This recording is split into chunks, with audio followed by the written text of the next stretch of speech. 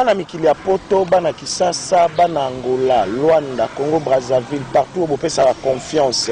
La télévision na bino Congo News 26 TV oyo ezali masolo ya sika tozali ko kumbela yango côté internet au monde que tout masolo na ndenge ko sakante mais avec professionnalisme awa tobeta masolo ya balabala te tobeta masolo na ba preuve tobeta masolo na ba document mbote na bino partout bozolanda biso na mikili ya poto partout ndenge bolobi awa bo tomonaki ndenge nini botindaki ba message ndenge nini bo s'abonnaki merci na bandeko bazo continuer ko s'abonner na télévision na bino merci na bandeko nyonso va continuer toujours ko pesa biso confiance pour que vous avez information actualité za bongo dominé na ba gouvernement ya ba assemblée provinciale déjà bimi partout na ba province mususu déjà ba gouverneur ba présenter ba gouvernement na bango ba comme le ministre na bango yebani ba pesi ba programme na bango devant ba députés provinciaux tobeta pe masola Kisasa momanini oyo gouverneur Gentini Mbakango Bila a représenté biso gouvernement na ye oyo ba otamwana pendant 5 ans mobimba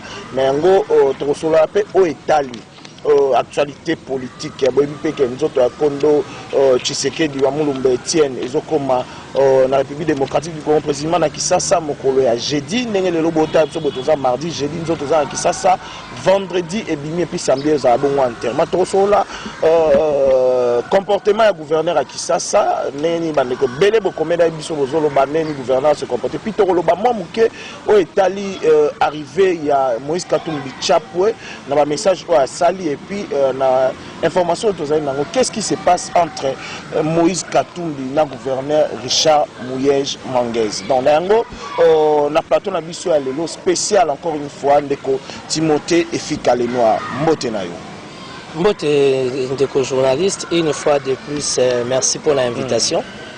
Naza très flatté pour l'invitation collègue sous na kati ya site munene oyo. Et donc voilà, on va analyser l'actualité, on va faire des critiques.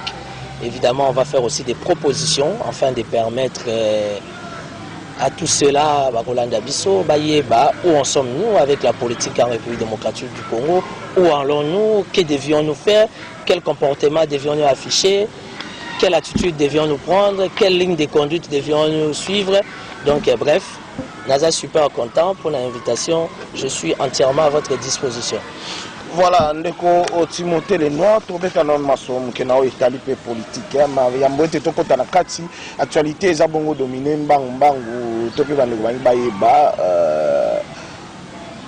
na makanisi na bwanya ozara nango ndeko Etienne Tshisekedi wa Mulumba président fondateur à UDPS balela lolengeni parce que dans 2 jours à Wanzoto comme na Kinshasa 3e jour examen exposition encore na stade des partis toujours bon na bazo continuer ko sa misala eso sa mama mboko na biso pondire misala esale makaka soki matanga feti o batu mo bazoya o francophonie o soki nini. Non mais écoutez, moi je vais être clair, les fins c'est délimité. Nalingi nanga trop tekobeta lisolo sur ces dossiers-là. Il y a beaucoup trop de gens qui sont tellement sensibles. Les Congolais, même il y a RDC qui vivent ici en République démocratique du Congo. Là-bas, comment on appelle à l'étranger, les gens sont trop émotionnels, les gens sont trop sensuels. Bon, je préfère ne pas faire trop de commentaires pour ne pas troubler l'attendement à tout. Mais les corps d'Etienne Tshisekedi Zoya, donc nous attendons EYA. J'espère que Félix Antoine Tshisekedi, chef de l'État, a karaté pour les papa naye, à tout seigneur, à tout honneur, ça c'est vrai. Mais nous pensons aussi qu'après avoir aussi sa matin à Papa Etienne, matin à payer à Kondo Maréchal Mobutu et qu'il y a, parce que c'est vraiment une priorité, même dans le cadre ancestral, dans le cadre spirituel, Papa Etienne Namboka, oh, c'est très important pour Nabakoko. Et que ça l'appelle très important pour Nabakoko, musée awa, kora Mobutu fait ya tout ça la cérémonie. Seulement c'est que je n'arrive pas à comprendre basali matangango apparemment évaluation pour la la mausolée. Je n'ai rien compris, $1 million. C'est ce que j'apprends, ce qui $1 million, ce qui combien. Aussi longtemps nous parlons de la bonne gouvernance, aussi longtemps nous parlons de l'état des droits, aussi longtemps le chef de l'État n'a discours naïe à promettre qu'il faut que ça salaire à bas soldats, qu'il faut que ça salaire à bas policiers, bazong il a causé ration à bango, bazong il a causé dotation à bango. Malheureusement je n'ai pas compris, juste un simple mausolée, ce qui $1 million, ce qui plus, je ne comprends pas, bref. Mais quand on a senga kite nzoto akondo Tshisekedi ezonga na yango pe tango esengi kosala mausolée te bato basali wana ba architecte bandeko ba travailler. Non, mais moi la question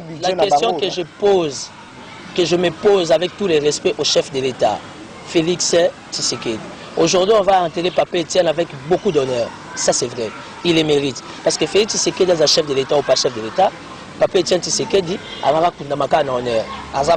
C'est un mystère. C'est un mythe. Choisi à quitter. Mais il y a aussi un homme miraculeux qui a conduit ces pays, qui a dirigé ces pays pendant 32 ans. Pourquoi on ne parle pas de Mobutu?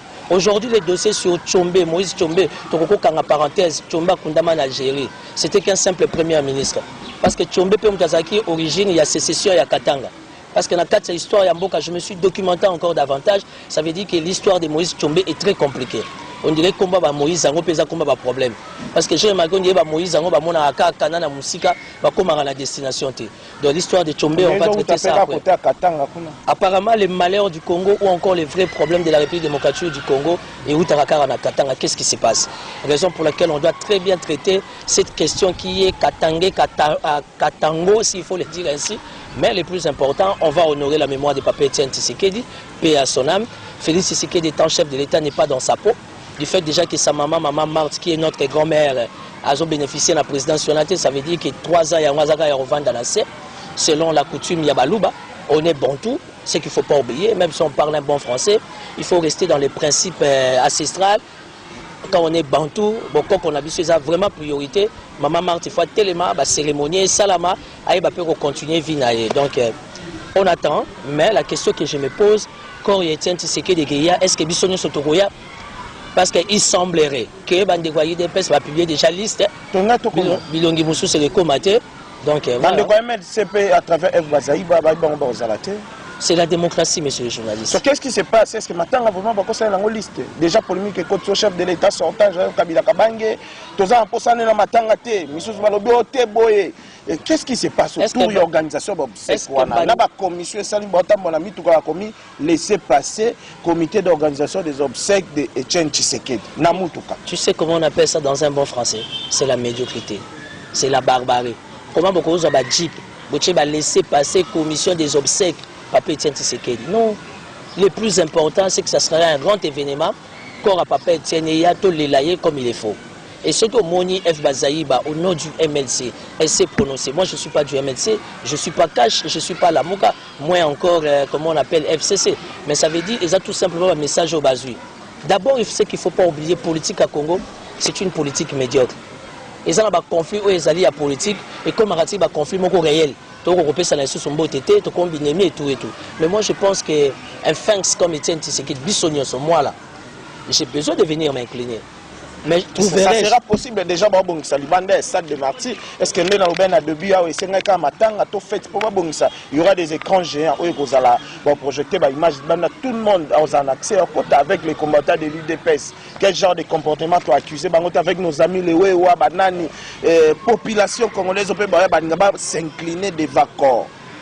Non, le problème c'est quoi? Ndeti libanda stade de Martyrs wala ba bongisi yango pour la matanga.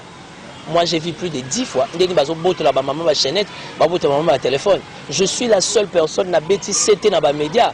Espace dans le stade de Martyrs, moi, 2-3 chips en permanence à la police parce que le crime est ça, mais raison pour laquelle le chef de l'État doit instruire la présidence au travers les protocoles d'État. Etienne Tshisekedi était Premier ministre. Etienne Tshisekedi, il était ce qu'il était. Aujourd'hui, aujourd'hui, son père et son fils est chef de l'État. Ça doit être un deuil géré par le protocole d'État. Qui le protocole d'État d'office doit nous assurer notre sécurité. Nous sommes des hommes d'État, nous sommes des hommes politiques. Nous devions honorer la mémoire d'Etienne Tshisekedi. Mais on trouvera nos amis de l'IDPS avec quel état d'esprit? C'est ça le problème. Ça c'est la responsabilité qui revient à Jean-Marc Kabou. Est-ce que vous comprenez que vous commis parti au pouvoir? Non, mais le problème est à la base. La base a toujours été gérée par la tête. Que dit la Bible? Quand la tête souffre, c'est tout le corps qui est malade. Mais du moment où la tête n'arrive pas bien à gérer, ça veut dire les bureaux, la classe dirigeante. Avec Kabounde, aujourd'hui il y a Kabou, il y a eu consort. Je ne suis pas de l'IDPS, mais aujourd'hui l'IDPS est un grand parti politique, parti cher, il y a chef de l'État, monsieur le journaliste. Il est du devoir. Ça veut dire qu'il faut qu'il y ait un comportement agréable qui se dégage, qui permettre de battre parce que l'IDPS ne peut pas rester éternellement. coalition il faut ça là alliance faut ça là bato musu lelo bazana besoin ba adhérer na l'UDPS parce que ça parti cher ya chef de l'État mais trouverai-je notre base de l'UDPS avec quel état d'esprit? Ça c'est une grande question qu'il faut parler. Commission Moutego Sadeo yega potromina pouvoir. Mais pouvoir n'a pas c'est pour 5 ans. Je n'ai rien contre l'UDPS. Ils doivent se préparer pour les 5 ans. Tu sais, les 5 ans va vite. Hein? Est-ce que les 5 ans, c'est encore possible? Nous avons la Makambolobi, aux Aki, aux rapporté parole, il y a Marie, il y a Kunanjete, la Makambo, Kuna la spiritualité trop. Après 5 ans, le président Fachi a encore une chance de continuer sous 5 ans. Sincèrement, rien assure. Et le mot est assuré. Rien assure. Donc en parenthèse, on a tous en actualité politique. Parlons un peu. Il y a le gouvernement où le gouverneur va présenter dans l'Assemblée provinciale. Tout le monde déjà, le gouverneur a tout battu moi. Il a tout présenté le gouvernement. Tout le monde est sous. Voilà, Richard Mouye, je peux aussi présenter le gouvernement là-bas. Est-ce que bandeko basel yango biso za na ville province à Kinshasa? Il y a biso qui s'assango et à koumela se koumela nde Congo bila toujours na obsèque ya Kondo Tshisekedi nde Congo bila toujours na Kini Bopeto. À quand le gouvernement de Congo bila et nous avons présenté à quand de Congo présenter le gouvernement? Si on était dans un pays organisé où réellement l'état des droits s'impose, on doit arrêter Ngobila. L'actuel gouverneur, le nouveau gouverneur de la ville province de Kinshasa, il est dans les aléatoires total. Est-ce qu'un gouverneur fraîchement élu, il doit passer toute la journée dans le stade des martyrs? Ah bon, ça va podium, il y a obsèque, il y a Nani, comment on appelle, il y a papier de Kinshasa, c'est synonyme de rien. Tu sais pourquoi on est chef? Quand on est chef, c'est pour se faire entourer d'une équipe. Aujourd'hui, on a incompétence sur les alliés notoires, et comment on appelle Ndeko Chantini Nanzoto. Parce que jusqu'à aujourd'hui, il est incapable de présenter son programme. Jusqu'à aujourd'hui, il est incapable de présenter son gouvernement. Ce qui fait que, comme Matanga Papé Etienne et Kinshasa, ça demande une représentativité effective. Il y a vu la Kinshasa, il y a un gouverneur qui est sur podium. Ça veut dire qu'il ne comprend pas pourquoi il est gouverneur. Peut-être que Congo Bila, il n'était pas encore sûr de lui. Non, il n'était pas préparé. Candidat ou il n'était pas préparé. Il n'était pas préparé. Au Moningaï Timothée Lenoir, je ne suis pas spécial. Mais je sais ce que je veux. Aujourd'hui, une fois nommé ministre, une fois nommé PDG, je sais qui va être mon directeur de cabinet. Je sais qui va être mon parcelle. Il a nommé 2-3 personnes déjà dans la cellule de la communication. Non, c'est la communication, tu prends un simple caméraman qui n'a même pas fait l'IFASIC, qui ne comprend rien, qui ne sait pas faire un papier. Tu fais de lui ton conseiller en communication. Mais ça, c'est la folie. Qu'est-ce que vous attendez par la médiocrité? La médiocrité, ce n'est pas une injure en fait. C'est juste de définir ce que tu es. Vous savez, quand vous regardez la RDC, pays, continent, ça analyse l'attitude à Boye. Je suis désolé et c'est malheureux pour mon pays. Quand tu es candidat, gouverneur, c'est comme si tu es candidat chef de l'État. Ça veut dire dans ton actif, il faut y aller, qu'est-ce que tu veux, qui tu vas proposer comme ministre des Transports, qui tu vas proposer comme ministre d'Intérieur, qui tu vas proposer comme ministre d'Environnement. Richard Mouyej Manguez, Yewana Bimi, gouverneur. Richard Mouyej Manguez, il sait déjà qui sera à l'intérieur. Félicitations au ministre, qui c'est, le gourou de Lualaba, le ministre Jean-Marie Tichaïnga, qui était le ministre des Mines de Lualaba, aujourd'hui le ministre de l'Intérieur et de la Sécurité. Félicitations à Jean-Marie Tichaïnga, qui est le véritable dauphin de Richard Mouyej. Nous voulons avoir des autorités, mais avec quel état d'esprit? Ngobila ne sait pas ce qu'il veut. Ngobila, il est dans les aléatoires. Chef de l'État Bima, il y a que Tarmac, après Sambote. Chef de l'État Zonga, il y a que Tarmac. À cause il y a manque, il y a savoir-faire. Si le gouvernement est athée, il y a un podium, il y a un papier Tshisekedi. Dis-moi la ville-province capitale, où siègent toutes les institutions diplomatiques, internationales si tu veux, Nayamboka. Avec un gouverneur, toujours qui est pratiquement un mois, il est incapable. Qu'est-ce que tu attends par la consultation, Emmanuel? Moi je suis politique. Qu'est-ce que tu attends par la consultation? Tant aux autres, ça a déjà campagne qui gouvernera. C'est ça la vraie consultation. Il y a déjà que ce l'équilibre c'est ça la politique. Je suis désolé. Nasa ko s'acharner dans Ngobilate. Tout simplement, monsieur Gentini Ngobila Mbaka ne sait pas ce qu'il veut. Beaucoup de personnes ont raison. La Ebsa Rabino qui Kimbuta Roboma Kinshasa. Au moins, est-ce que Tosuki? Aujourd'hui, est-ce que vraiment Gentini Ngobila pour être un bon gouverneur, il faut beaucoup? Dis-moi, Emmanuel, la classe yo tangi yo sisi na ina. Pona yo, Kinbopeto, c'est synonyme de casser. C'est de l'incompétence. Ça fait mal. Dans un pays où le marché de l'emploi est maigre, quelle est la politique écologique de Gentini Ngobila? Toza la quantité, il y a 30 000 tonnes, il y a matiti, il y a déchets, tous les jours. Est-ce qu'on dit que dans des pays civilisés, même ici en Afrique, au travers les déchets, on ne jette plus tout, on trie. La carte à triage, voilà, ça permet et servir encore la République pour d'autres besoins. Quelle est la politique d'assainissement? Quelle est la politique écologique? Yangoana, moi je vais voir. Tu sais, moi j'attends Ngobila quand il va présenter son gouvernement, qui il va mettre comme ministre d'Environnement. C'est à partir de là vous verrez qu'il y a réellement incompétence. Et Kangama est dans Nzoto. Nous sommes la ville-province capitale. Nous devons avoir un gouverneur qui sait ce qu'il veut. Nous n'avons pas besoin d'un gouverneur beau gosse qui se réveille avec un verre de champagne, avec 3 jeeps d'escorte pour nous montrer que lui connaît la ville. Des jeeps blindés. Des jeeps blindés. À Foutana, nous peut primer, il y a bataille universelle sécurité. Tu sais que j'ai eu un dossier. Là, j'ai le dossier concernant Moïse Katumbi. On va arriver. Attends, qui est réellement Moïse Katumbi? La ville de Kinshasa a besoin d'un gouverneur rationnel, conséquent, quelqu'un qui sait ce qu'il veut. Après sa vision politique, il commencera par où? À quoi acheminer Wapi? À quoi atterrir Wapi? S'il ne sait pas par où commencer, étant expert de la ville de Kinshasa, on va l'aider. Parce qu'en fait, nous les donnons pas. Parce que maintenant, tu es à Luki Bateau, il faut aider. Est-ce que ça n'a pas été ticket gagné à Néron? Dani?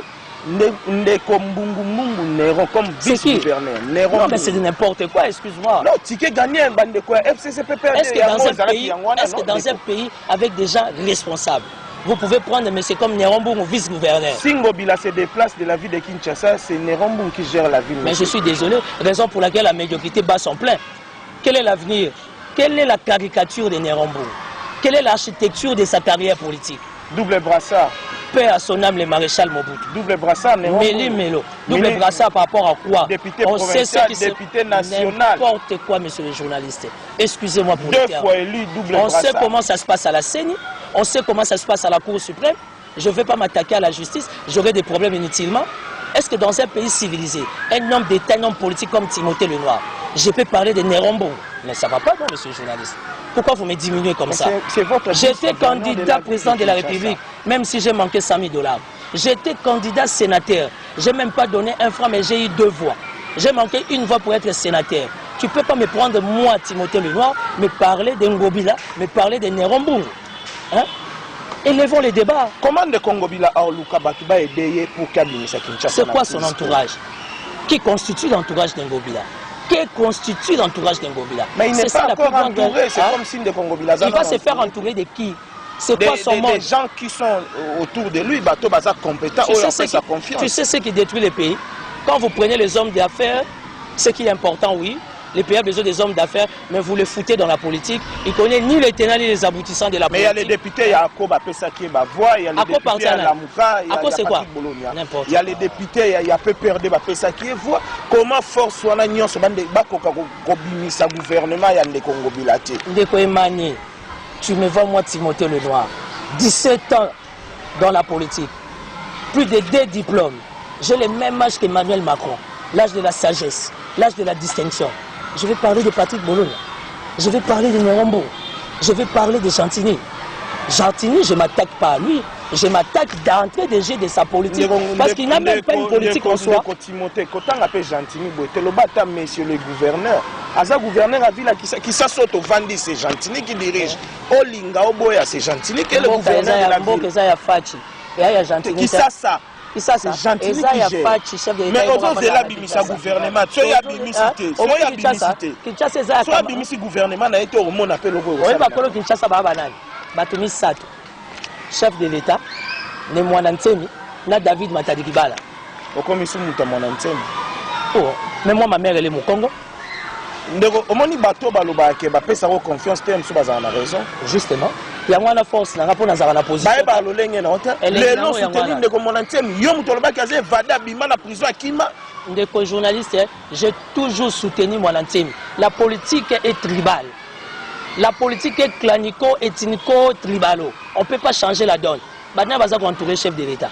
Baloubat. Maintenant, on va entourer Gentini. Gentini, le réseau Bomazol, je n'ai pas dit ça. S'il y a des gens qui sont intelligents dans ces pays, ils ont bataliboso batabandu pour ton information. Kasazui na le cabinet n'endamu auti nango yumbi na mai ndombaye na wache et déranger yo. Oui, because au pousser ngana. Masali confiance na bato ba pesa ki akumbeli mai ndombe pendant 3 ans. Ozo pousser ngana soulever point moko. Oyo ngana za la immunité en tant qu'homme d'État, mais toi tu auras des problèmes. Au lieu que tu léon na yumbi ba là. Tu léon na yumbi ba matangiza. Mende Congo Bilazaki déjà quitté na dossier. Prenez ça comme vous voulez, ça c'est toi qui l'as dit. Je ne vais pas revenir sur ça. Nous attendons de Gentini Ngobila abimisa gouvernement. À l'acceptation de quoi il est capable. Nous voilà Ndeko Timothée Lenoir, to clore page oyo, to sur la sikoyo. Na moni obisi biso za na dossier mobimba. Yandeko Katumbi, mende na loba na début de l'émission wa moi mbutu ya kotambola. Qu'est-ce qui se passe entre Ndeko Mouyej na Ndeko Katumbi selon ba information tozana ngwa mon parcours mbango Ndeko Mouyej 2012-2014 ministre intérieur sécurité décentralisation et affaires coutumières Ndeko Mouyej lisusu yewana lisusu aye lisusu na 2010-2012 ministre des relations avec le parlement ministre il y a poste nouvelles technologies à communication en 2011-2012, février, mars 2012. Et puis, il y a ministre comme ministre dans le gouvernement à Mouzitou 3, il y a comme député dans l'Assemblée nationale côté Lubumbashi Kuna en 2007 à 2012. Et puis, moi, parcours examiné, membre de PPRD, biographie, tout le temps, on a une émission pour discuter. Tout va dans le pan de Komouye, j'appelle tout qui te pan de Kokatumbi. Ndeko Timothée Lenoir, au lobby, patron. Il y a le gouverneur de la République démocratique du Congo, c'est M. Mouyej Manguej. Et gouverneur, il y a là-bas. Selon la tête, selon la fortune ou selon la gestion? Non, pas selon la fortune. Mouyej n'a pas l'argent. C'est tout simplement selon la tête et la gestion. Parce qu'au fait, quand on est gouverneur, on est un gestionnaire. Et le numéro 1, il y a ville. Je suis allé au Katang en 2015, quand Moïse Katumbi était gouverneur. Au lieu que Moïse Katumbi a été Kanangouba. Aote kana makala, na koni, na fufu, sans parler de transport, na ba minéré. Moïse Katumbi n'a jamais payé les impôts. Yangoana, je demande à la direction générale des impôts de faire un redressement. Basa la non au redressement, ba pesa non Moïse Katumbi. Moïse Katumbi, ay ba ko futa ba impôt à l'État. C'est qui Moïse Katumbi? Selon ba nenyo sa sali. C'est qui Moïse Katumbi? Je n'ai rien contre Moïse Katumbi. Je l'ai jamais senti seulement. Moïse Katumbi, il est chrétien catholique comme moi. Mouyej aussi, il est catholique. Nous, les enfants catholiques, Bana Mama, on ne s'attaque pas. Mais moi, je suis un catholique qui respecte les francs-maçons. Je suis un catholique qui respecte les maïkariens, les rosicruciens, Bataille Kankar, Bataille Église des Réveils. Ça, c'est dans mon attendement. Parce qu'il ne faut pas que nos tendances religieuses touchent, affecter la République. Mais le plus important, moi, je suis chrétien catholique. Moïse, il est chrétien catholique. Tu sais, j'aime beaucoup la Bible. Parce que Moïse a commencé à Canada. Il y a un Monica spiritualité. Makasi, tu ne sais pas faire la politique sans la spiritualité. Moïse a Kana, Moïse a Bible, na Katumbi, on doit le bannir. Non, mais Moïse a Bible a commencé à Canada. Katumbi pas que Tikalaka jamais comme Kana Namboko. Kana, c'est-à-dire ça veut dire que Katumbi ne sera jamais Premier ministre, il ne sera jamais chef de l'État. Pourquoi? Parce que son âme. Tu sais, les coloniaux on ne dit pas jamais dans la vie. Zéra si ça t'est, enchaînement d'idées dans les Kima. Moïse Katumbi, il n'a pas une belle âme. Tu sais ce qui fait la force de Timothée Lenoir? Ça veut dire que j'ai une âme propre. J'ai une âme qui n'est pas souillée. Mais Moïse Katumbi, il a une âme souillée. Moïse Katumbi ne joue pas frangé. Tu sais que jusqu'à preuve du contraire, ce que Moïse Andimia Zonga, c'est tout simplement pour fragiliser la Mouka. Et il est fait mal. Et il a opéré déjà des... Attends, je vais te dire. Tu prends un poids lourd comme... qui c'est? Tu prends un poids lourd comme Jean-Pierre Bemba. Tu prends un poids lourd comme Fayou, comme Mozito. Moïse Alobi n'a pas Mabango, n'a pas beaucoup de mais Mabango pas Tshisekedi. Qui t'a dit que Tshisekedi et Fayou sont des ennemis? Qui t'a dit que Tshisekedi et Bemba, ils ne se parlent pas? Président, il y a la Mouka pendant les 3 ans. Donc c'est lui qui peut décider par rapport à la plateforme. Si tu as aidé, Azak coordonnateur à la Mouka, oui. Mais la décision a toujours été collégiale. Ça veut dire que tant qu'on va lever option, la décision doit être collégiale, qui sont pour nous en un parlement. Je n'arrive pas à comprendre, je ne saisis pas le fonctionnement de Moïse Katumbi. Et aujourd'hui, Moïse Katumbi, instable qui est, inconstant politique qui est, il veut se comparer à Mouyej, qui a travaillé sur la décentralisation en Mboko. c'est pas Richard Mouyej, malgré que la loi sur la décentralisation, et puis qui n'a parlement, et Outi et pas Nani, comment on appelle, Outi et pas Sessang, qui a travaillé sur cette loi-là? C'est Mouyej Manguez. J'étais au Lualaba, monsieur le journaliste. 2 ans, il y a Pamba. Lualaba, je suis boulevard du 30 juin. 2 ans, il y a Pamba. Lualaba, comme il y a jet d'eau, en plein mboc, en plein milieu de nulle part. Comment voulez-vous comparer l'expérience, l'expertise de Richard Mouyej Manguez à Moïse Katumbi? Moïse Katumbi, excusez-moi pour les termes, c'est au sommet de la médiocrité. Il ne joue pas franc jeu. Raison pour laquelle il sera nulle part. Aux gestion, il y a Mouyej, Nanini, na Lualaba, qui aujourd'hui, la porte est grandement ouverte. Raison pour laquelle je saisis l'occasion, au travers de ton micro, au travers de ta caméra, ça veut dire inviter tous les investisseurs qui veulent investir en République démocratique du Congo, particulièrement dans les transports, dans les minéraux, dans le cobalt, dans les coltans, dans le transport, dans l'éducation, dans la santé. La porte est grandement ouverte à Lualaba. La province du Lualaba ouvre grandement les portes. Et surtout qu'aujourd'hui, il y a déjà un nouveau gouvernement avec un ministre qui est en mine, un ministre excellent, parfait, qui aujourd'hui, il est ministre de l'Intérieur et de la Sécurité, Jean-Marie Tijaïnga, qui est toujours là. C'est un bon choix pour Richard Mouyej. Ouais. Il y a Jean-Marie Tijaïnga comme oui, je connais le fonctionnement du gouvernement de Lualaba. Je suis un proche de ce gouvernement. Sans commentaire, sans flatterie, s'il y a des gens qui aiment cette nation, Mouyej Manguez est là. Parlons de Richard Mouyej, to kitamo muke to lo rappelle lingala ba no la photo pour ba comprendre neni to sur la ndinga ami Kotsa venait la carrière politique vers les années 1993. Tu vois Moïse a bandit politique na neni. Moïse c'était un garçon qui aimait beaucoup le football. Au moins temps mazembezo beta balle ya zarazara na sima poto akinda roloro tabale. En 1993, il faudra signaler aussi Azaki comme conseiller social et culturel, il y a gouverneur, il y a Katanga. Ça veut dire il connaît bien. Voilà. Là, tu arrives à comprendre. Là, tu as la documentation sur Moïse Katumbi. Là, tu as la documentation sur le parcours de Richard Mouyej Manguez. Moukousse Mélodie Belé. Ça veut dire il y a Moukousse Richard Mouyej, mais Moïse Katumbi. Moïse Katumbi, ça va expliquer.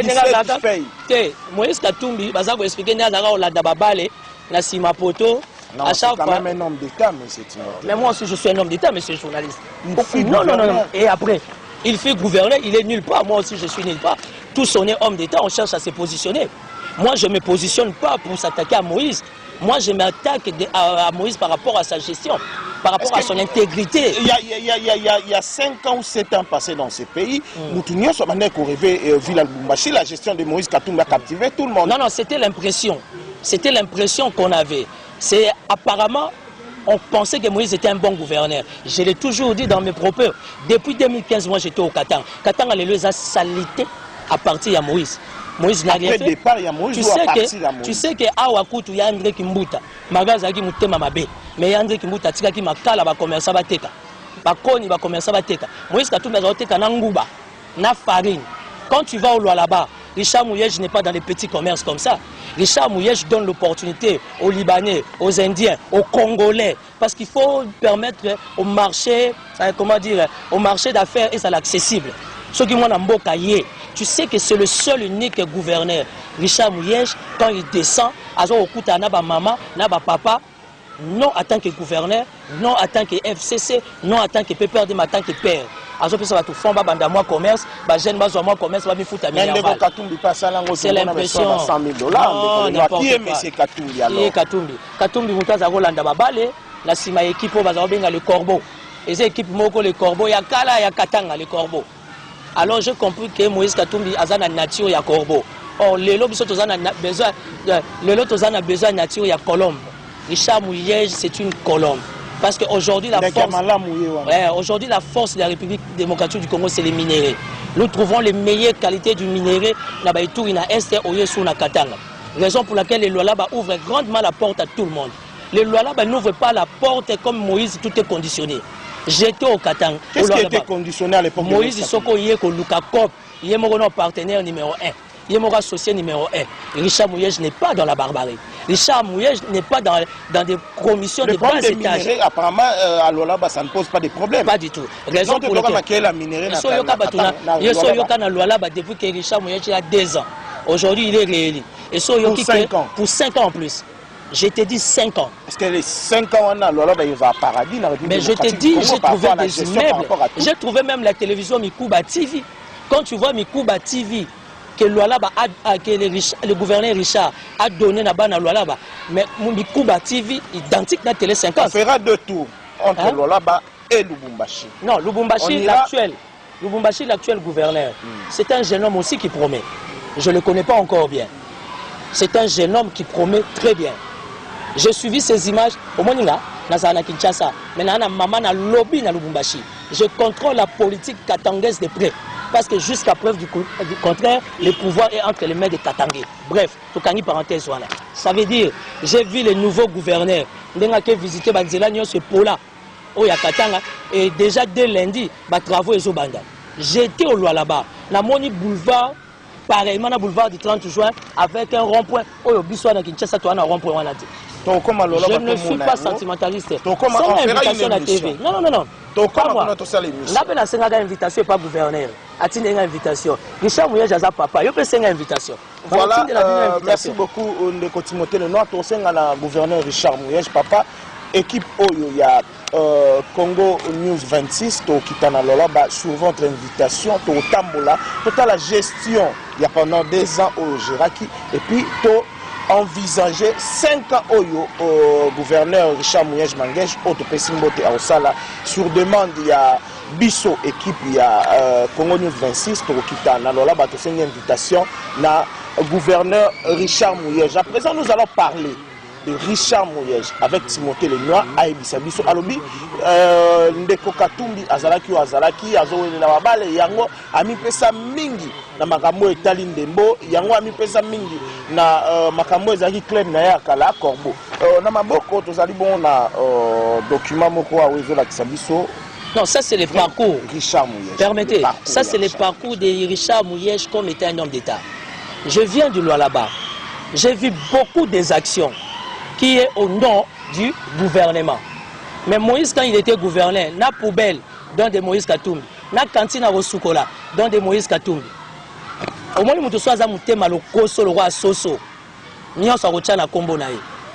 Mais j'ai vu au Lualaba des grandes actions menées par les gouverneurs qui écrit les dons du gouvernorat. Tu sais ce qu'on appelle un homme d'État, c'est ce qui dégage comme action, c'est ce qui dégage comme attitude, c'est ce qui dégage comme comportement. Je n'ai rien contre Moïse Katumbi, mais seulement Moïse Katumbi a un poids à Mouyej. Moïse Katumbi a un poids à Fayoulé. A un poids à Bembate. Mouyej, il a déjà plus de 15 ans, a un cadre de gestion. Vous voulez vous comparer à lui. Moïse Katumbi a fait la nomination à la Mouka.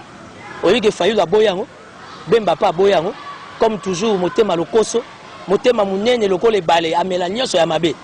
Richard Mouyej, 1990 à 1997, de l'Union de fédéralistes et de républicains indépendants.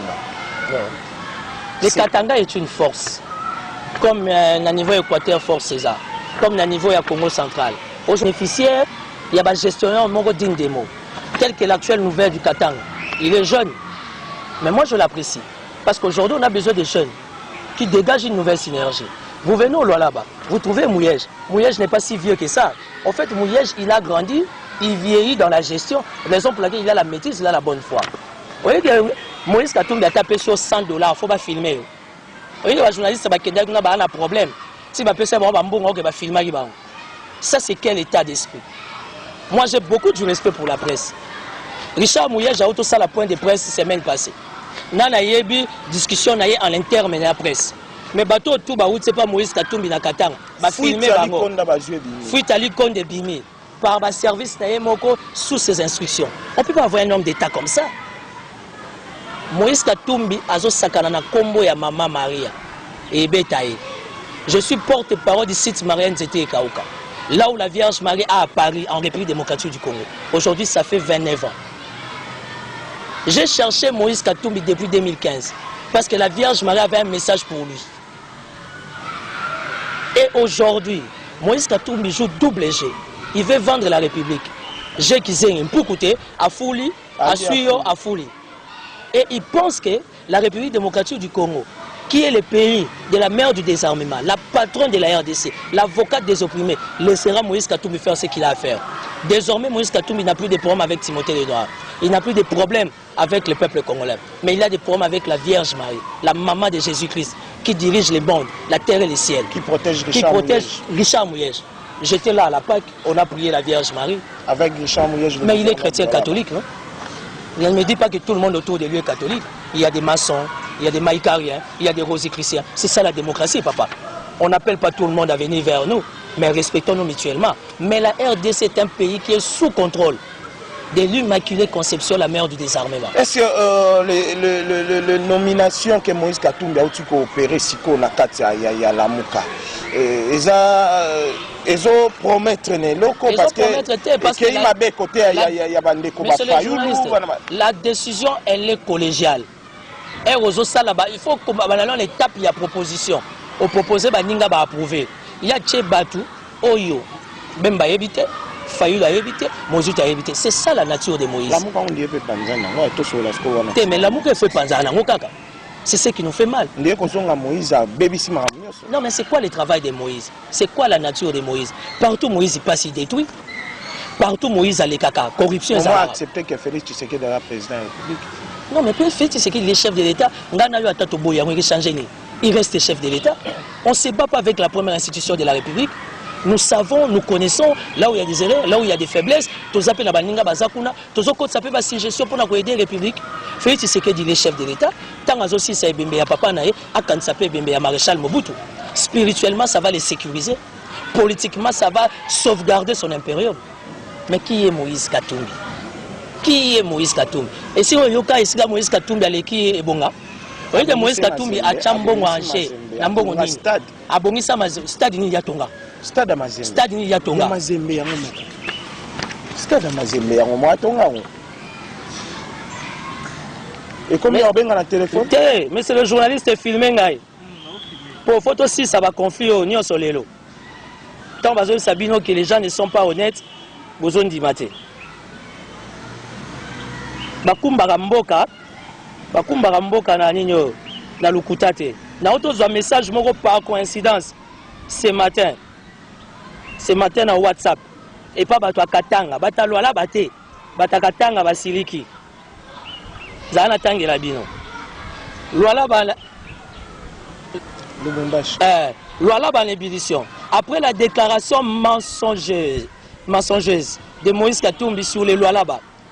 L'honorable Donat Chimbo, appuyé par toutes les couches sociales vivant à Kolwezi, prend le devant pour donner le contre-vérité 1. Personne n'a jamais fait aller-retour Kolwezi Dilolo durant 8 ans de Moïse Katumbi. 2. Keshime, ex-maire, témoigne où il leur a amené 5 millions de dollars pour la construction du rond-point de l'indépendance. 3.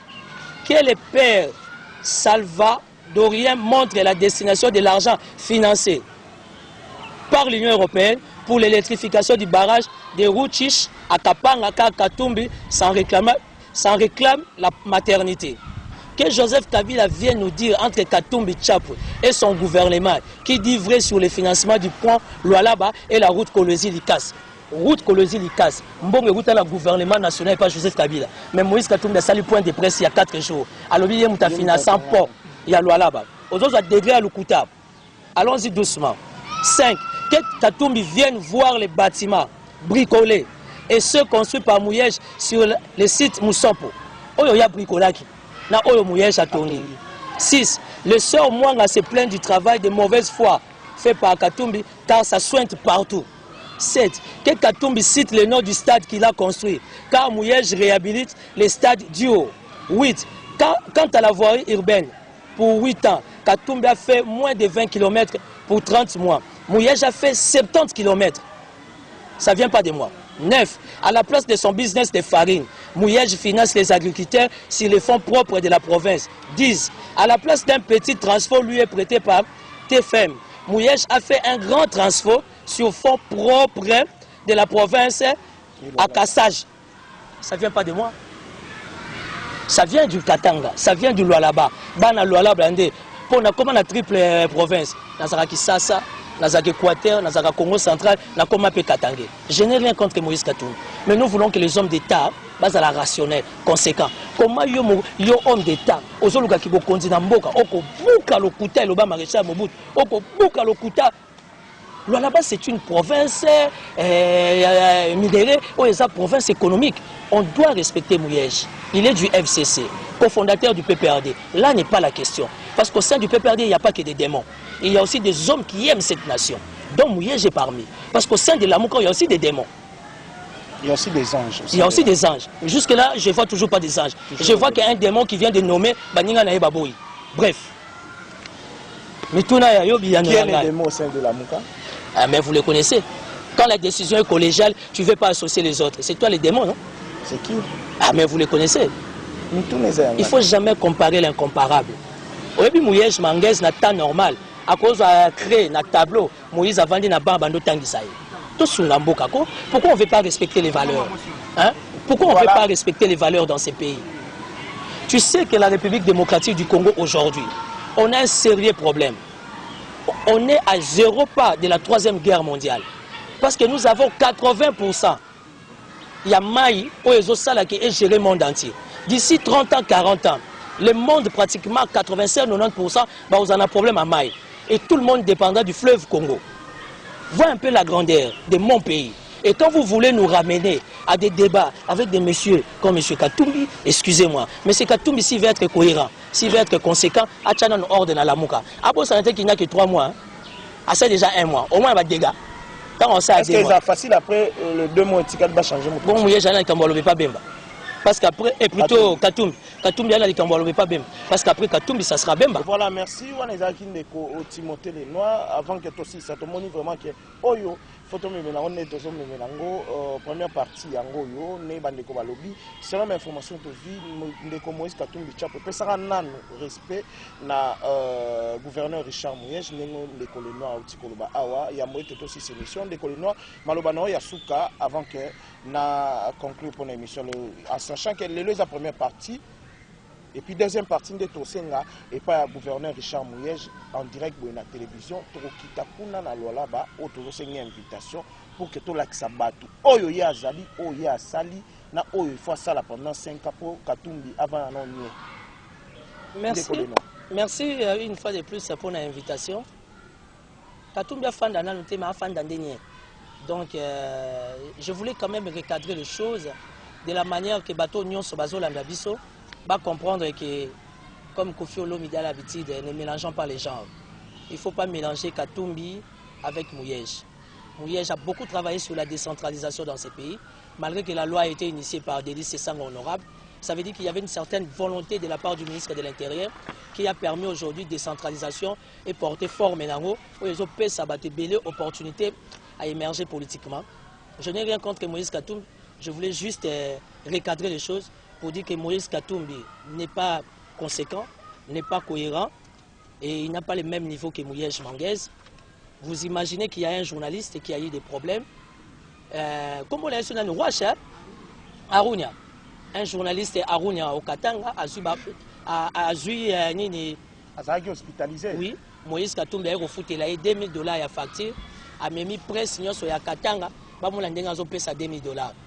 Biso nyonso toza ba chrétien na bato ba pumbwaka na butu na bata moi Bible lobini soki loboko epesi loboko esani et baté. Donc merci pour l'invitation. Il fallait vraiment que je recadre Moïse Katumbi. Moïse Katumbi doit rester dans ces blablabla de la Mouka. Il doit laisser Mouyej Manguez n'a pas besoin de se distraire. Je ne suis pas commandeur d'emploi. Je ne suis pas Sankara de Mouyej. Je suis tout simplement un homme d'État, un homme politique qui pense que quand il y a un salva, il faut recadrer les choses. Je ne suis pas du FCC. Je ne suis pas de Cash, moins de la Mouka. Je suis un indépendant. Et je pense qu'au nom de l'indépendance, je dois analyser les faits.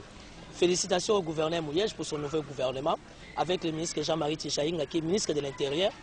Un type très bien. Hein? Quand je dis bien, bien. Des gens comme ça en politique, on n'en trouve pas.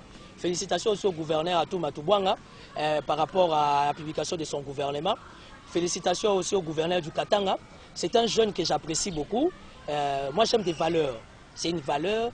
Je cherche comment le contacter. Je suis politique. Il faut que les jeunes soient contrôle en Mboka Bongo.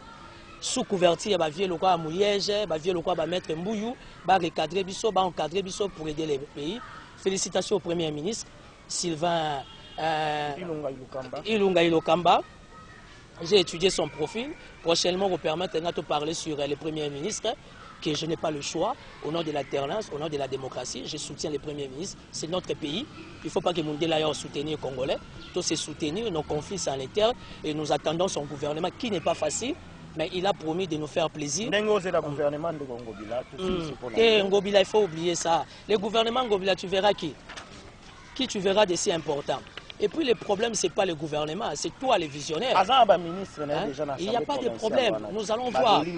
Tu sais, c'est la fin qui justifie tout. Je ne vais pas entrer en conflit, je ne vais pas personnifier mon débat.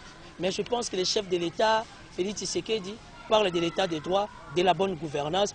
Donnons la chance à la République et dans l'espoir, je reste positif que mon pays, le Congo, ira de l'avant. Les portes de Lualaba sont grandement ouvertes pour les investisseurs. Je peux encore donner mon numéro. Je suis au plus 243 84 017 55 60 plus 243 84 017 55 60. Contactez-moi. Il y a des amis qui sont là-bas qui vont vous amener auprès du gouverneur, qui reste ouvert, accessible, afin d'aider la province, aider la République à se mouvoir. Merci pour l'invitation. Voilà, merci de continuer les Noirs, affaire Moïse Katumbi Chapoué. Na Richard Mouyej, beaucoup de Timothée les Noirs a expliqué bino nanga imoko ba information ba enquête na sali na ba investissement na luki koyeba toyeba qui est Moïse Katumbi, qui est Richard Mouyej. Na ba 93 wana Richard Mouyej a côté membre politique, c'est basé na carrière politique. Moïse Katumbi nanu kutu na balabala. Donc ayeba ikutu te un jour à Rosa place à ça. Mais le lengue a zaïli place à ça, sur la BNT. Donc les balobara, il faut respecter les gars qui ont vécu.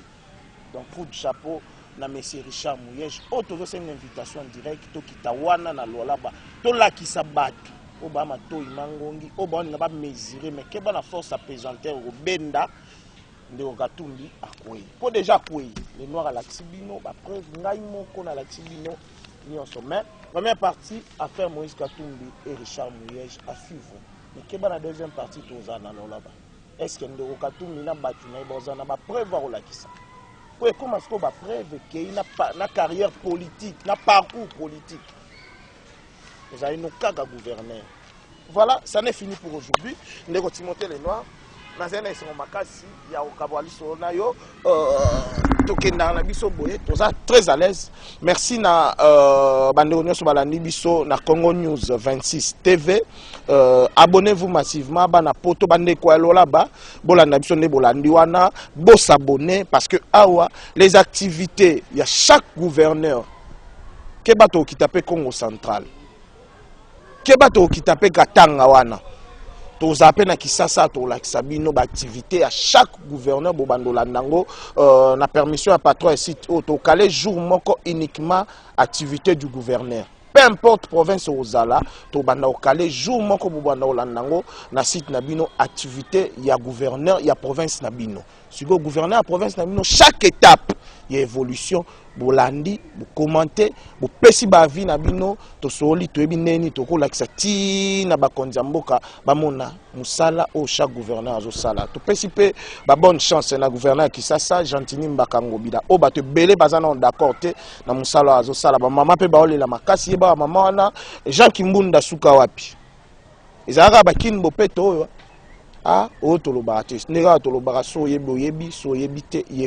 Restez branchés sur Congo News 26 TV.